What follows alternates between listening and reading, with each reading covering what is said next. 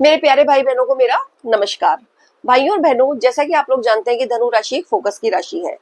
कोई भी काम यदि धनु राशि वाले लोग करते हैं तो पूरी फोकस के साथ करते हैं। तो धनु राशि वालों के लिए अगस्त का महीना किस तरीके का जाएगा, जो ग्रहों के गोचर की स्थिति है, जो एनर्जी है, वो अगस्त के महीने के अंदर धनु राशि वालों के लिए किस तरीके की रहने वाली है, जो कि उनके लव लाइफ के ऊपर असर डालेगी, उनके वैवाहिक जीवन पे असर डालेगी, उनके व्यापार पे असर डालेगी, उनकी शिक्षा पर असर डालेगी, साथ के अंदर उनके भाग्य पर असर डालेगी, उनके करियर की ग्रोथ के ऊपर असर डालेगी, और साथ के अंदर स्वास्थ्य के उन लोगों का किस तरीके का रहेगा। इन बातों की तमाम चर्चा आज हम इस वीडियो के अंदर करने वाले हैं। जय श्री कृष्णा। मैं दीदी जोशी आप लोगों का अपने एस्ट्रो निधि चैनल पर तहे दिल से स्वागत करती हूँ। तो भाइयों और बहनों, मेरा ये जो राशिफल है ये जन्म राशि के ऊपर आधारित है, और आप लोग यदि अपने बोलते नाम के आधार के ऊपर यह राशिफल देखना चाहते हैं तो देख सकते हैं। तो ग्रहों के गोचर की स्थिति धनु राशि वालों के लिए अगस्त के महीने के अंदर किस तरीके की रही है, ये हम जानते हैं। आप लोगों के तृतीय भाव के अंदर राहु देव गोचर कर रहे हैं, चतुर्थ भाव के अंदर शनि देव गोचर कर रहे हैं, जो कि वक्री अवस्था के अंदर और नवंबर तक रहने वाले हैं। उसके बाद आप लोगों के सप्तम भाव के अंदर गुरुदेव और शुक्र देव गोचर कर रहे हैं। अष्टम भाव के अंदर सूर्य देव और बुध देव गोचर कर रहे हैं। बुध भी अभी वक्री अवस्था के अंदर है, जो कि 11 अगस्त तक रहने वाले हैं। उसके बाद भाग्य भाव के अंदर केतु देव गोचर कर रहे हैं, और दसम भाव के अंदर मंगल देव गोचर कर रहे हैं, जो कि अभी भी राशि परिवर्तन कर आए हैं। तो इस तरीके से आप लोगों के ग्रहों के गोचर की स्थिति रहने वाली है। उसके साथ ही आप लोगों के 17 अगस्त को सूर्य देव सिंह राशि के अंदर गोचर करेंगे, जो कि अभी अष्टम भाव के अंदर गोचर कर रहे हैं। और उसके बाद तो 21 अगस्त को शुक्र देव, जो कि अभी सप्तम भाव के अंदर गोचर कर रहे हैं, वो अष्टम भाव के अंदर गोचर करेंगे।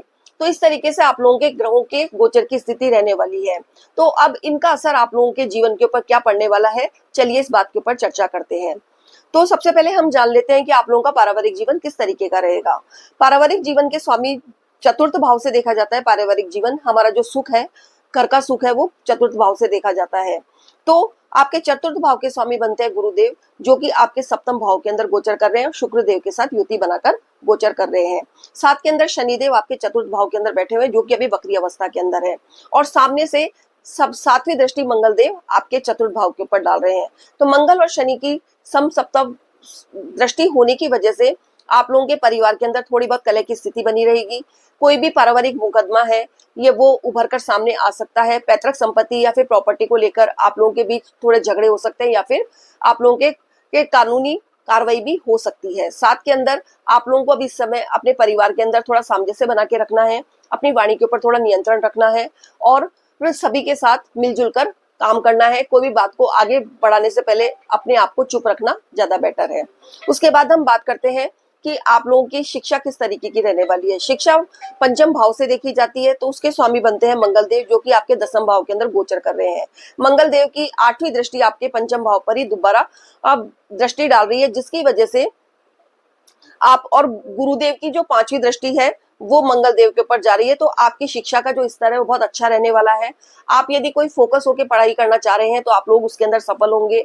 आप लोगों को किसी कॉलेज वगैरह के अंदर एडमिशन वगैरह लेना चाहते हैं, वो भी उसके अंदर भी आप लोग सफल रहेंगे, और आपके अंदर एक अजीब सा कॉन्फिडेंस रहेगा। और आप लोग यदि ये प्रतियोगी परीक्षाओं के अंदर बैठना चाहते हैं तो आप लोग 17 अगस्त के बाद यदि आप तैयारी कर रहे हैं, तो 17 अगस्त के बाद यदि आपका पेपर है तो उसके अंदर आप लोगों को सफलता मिलेगी, क्योंकि सूर्यदेव अष्टम भाव से निकलकर आपके नवम भाव के अंदर गोचर करेंगे, जिसके हिसाब से आप लोगों की जो प्रतियोगी परीक्षाएं गवर्नमेंट से संबंधित, उसके अंदर आप लोगों को सफलता प्राप्त होगी। उसके बाद लव लाइफ भी पंचम भाव से देखी जाती है, तो लव लाइफ के स्वामी भी मंगल देव बनते हैं, जो कि आपके दसम भाव के अंदर गोचर कर रहे हैं। उस पर भी गुरुदेव की दृष्टि पड़ रही है 5वीं। तो आपकी जो लव लाइफ है बहुत ज्यादा स्मूथली चलेगी। यदि आप किसी को प्रपोज करना चाहते हैं इस समय तो कर सकते हैं, और जो लोग का विवाह नहीं हो रहा है, विवाह के लिए प्रयत्न कर रहे हैं, तो उन लोगों को विवाह होने के पूरे पूरे योग बने हुए हैं। साथ के अंदर आप लोगों के बच्चों की जो शिक्षा है या आपकी शिक्षा है, उसके अंदर आप लोगों को वो काफी हद तक सफलता देखने को मिलेगी। और जो लोग संतान प्राप्ति के लिए काफी टाइम से प्रयत्न कर रहे थे, वो अब इस समय डॉक्टरी सलाह लेकर संतान प्राप्ति के लिए प्रयत्न कर सकते हैं, उनके अंदर भी उन लोगों को सफलता मिलेगी। अब बात करते हैं आपके वैवाहिक जीवन की। वैवाहिक जीवन सप्तम भाव से देखा जाता है। साथ के अंदर सप्तम भाव के जो स्वामी बनते हैं वो बुध देव बनते हैं, जो कि आपके अष्टम भाव के अंदर बैठे हुए हैं, और गुरु और शुक्र की यहाँ पर युति बनी हुई है सप्तम भाव के अंदर। तो शुक्र को सप्तम भाव के अंदर अच्छा नहीं माना जाता है, गुरु भी ज्यादा अच्छे नहीं है, लेकिन फिर भी आपके लग्नेश होकर आपके सप्तम भाव में बैठे हुए हैं, तो स्थिति थोड़ी अच्छी हो सकती है। लेकिन सप्तम भाव के स्वामी बुध देव वक्री होकर आपके अष्टम भाव के अंदर बैठे हुए हैं, जिसके कारण आपके ससुराल पक्ष से आपकी थोड़ी अनबन हो सकती है।